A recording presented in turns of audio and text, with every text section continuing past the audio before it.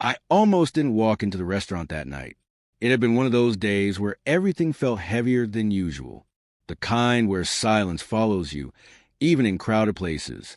I stood outside the glass doors of Harper and Stone Bistro in downtown Chicago, staring at my reflection for a second longer than necessary. 36 years old, divorced, business barely surviving, and somehow still agreeing to blind dates I didn't believe in. My co-worker insisted I needed to get back out there. She said loneliness ages you faster than stress. Maybe she was right. Or maybe I was just tired of eating dinner alone. Inside, the restaurant buzzed with soft jazz, low laughter, and clinking glasses. Candlelight reflected off polished wood tables. This wasn't my usual kind of place, too expensive, too polished. But I sat down anyway, checking my phone. 7:42 p.m. No message. No explanation. I exhaled slowly, already preparing an excuse to leave. That's when I noticed her. She was sitting alone near the window, hands folded tightly in her lap. Late 40s, maybe early 50s. Elegant without trying too hard. Her eyes kept drifting toward the entrance, then back to her phone. Hope slowly turning into disappointment. Something about her posture hit me harder than I expected. A waiter approached her table, holding 2 wine glasses. "I'm sorry, ma'am," he said gently, though his voice still carried. "Your guest called. He won't be joining you tonight." Her face changed instantly. Not dramatic, not loud, just defeated. "I see," she said quietly. "That's fine. I'll just have water." She smiled, but it didn't reach her eyes. And then I felt it, that familiar ache in the chest. The one that comes when you recognize pain you know too well.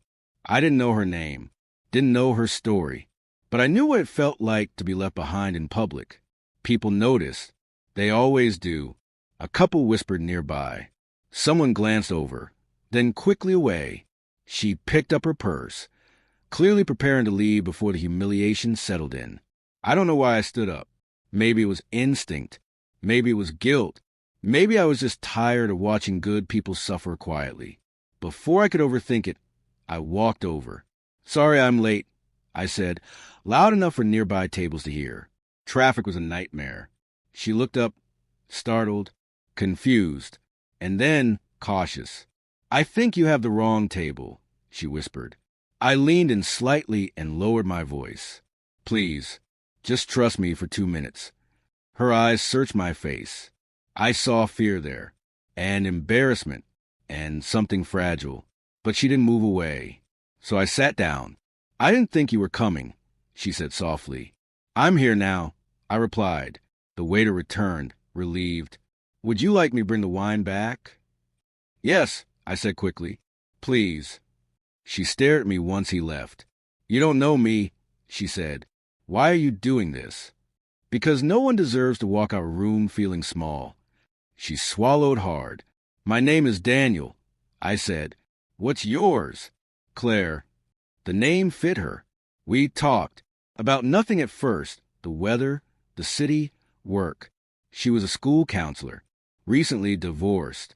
Still learning how to exist alone again.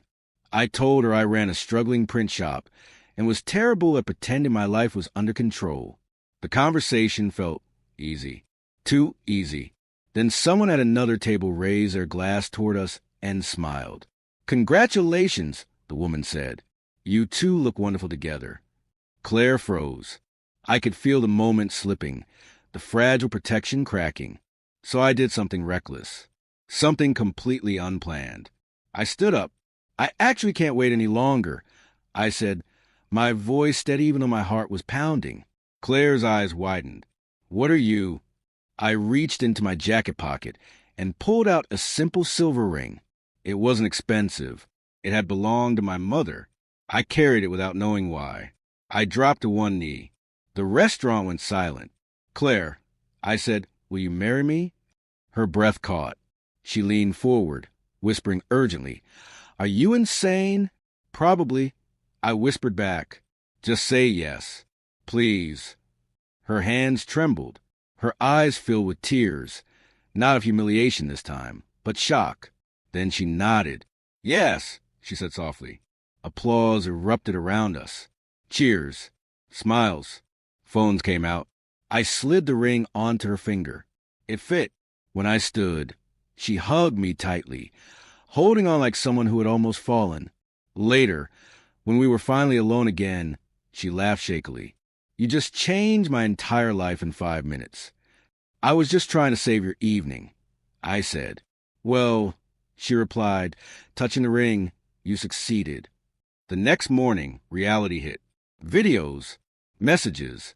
A local blog picked up the story. Strangers, engagement, fate. We met for coffee to talk. We can tell the truth, I said. Right now. She shook her head.